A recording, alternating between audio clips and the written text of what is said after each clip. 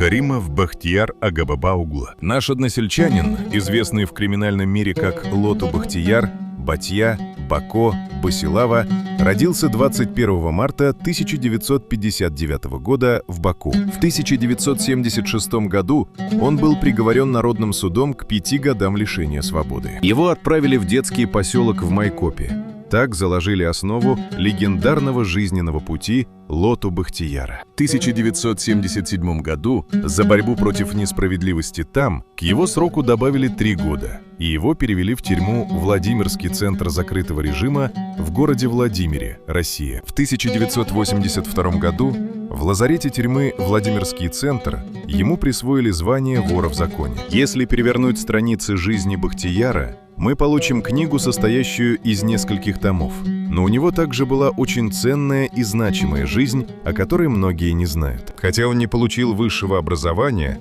он был великим мастером философии и логики. Благодаря своему глубокому мышлению он был сторонником истины и справедливости и всегда стремился к истине. Он был добрым и праведным в своих поступках, и у меня есть этому веские доказательства. Из воспоминаний матери Бахтияра Шафиги ханум. В 1992 году после освобождения он вставал рано утром дома, совершал омовение и молился. Он читал Коран.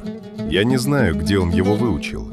Иногда он так увлекался прочитанным, что рассказывал мне кое-что. Коран многому нас учит. Посмотри, что там написано, мама. Если хочешь оставить после себя доброе имя, не будь жадной и алчной в этом бренном мире. Пророк Мухаммад, мир ему и благословение Аллаха, сказал в своих благословенных хадисах: «Рай находится под ногами матерей». Следуя словам матери Бахтияра, он всегда придерживался этого изречения. Бахтияр прекрасно знал историю ислама и его догматы, и даже в сложных условиях он знакомил заключенных в тюрьмах с единым Богом. Размышляя обо всех делах мира в бессонные ночи, я осознал, что человек – самое почетное и благородное из всех существ.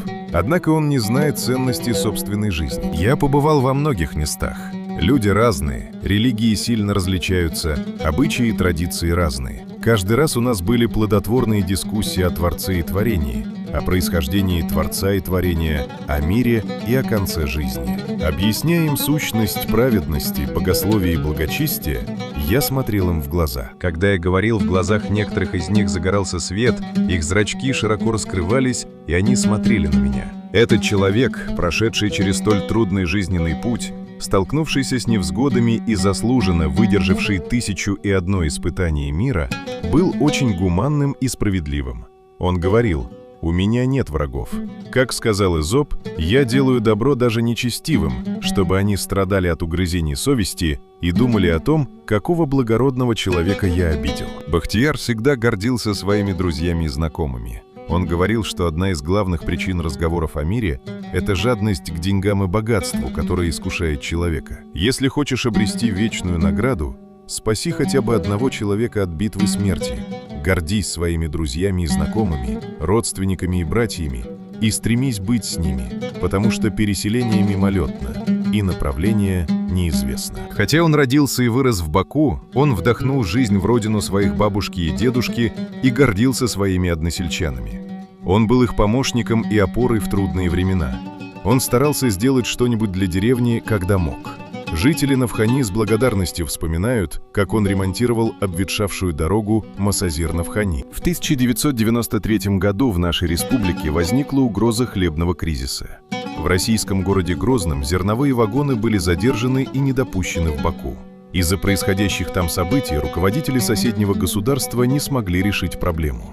В дело вмешался Бахтияр. Благодаря усилиям его друзей в Чечне вагоны были освобождены и зерно доставлено в Баку. Бахтияр всегда был сторонником науки, знаний и просвещения. Академик Махир Гараев с искренней гордостью говорил о Бахтияре в своих интервью после освобождения из тюрьмы. Он утверждал, что получал духовное удовольствие от встреч с ним. Бахтияр был человеком, обладавшим знаниями, мастерством и способностью говорить на любую тему. Невозможно было не восхищаться его знанием азербайджанской литературы, особенно тонкостями классической поэзии. Бахтияр был чтецом газелей. Я горжусь тем, что знал его.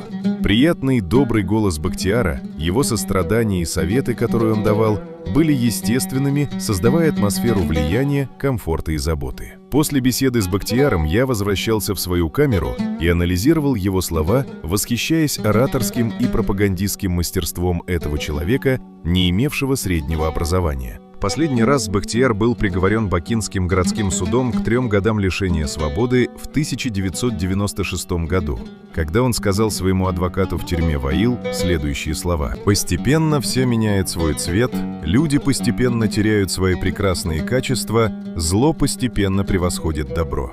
Полезные дела, добрые сладкие слова забываются, невежественные попирают праведников». Искусных, талантливых людей всегда обходят стороной завистливые люди, не обладающие талантами. Слабые, подлые люди, потому что они благороднее, превосходят их. Люди, не совершившие ни одного доброго дела, заходят так далеко в критике талантливых людей, что даже прикрывают поведение добрых людей одеждой греха, украшая его преступным украшением. Вот почему талантливых людей губят завистники. Бахтияр Каримов скончался в тюремной больнице 6 апреля 1998 года. Он был похоронен на сельском кладбище в Навхане.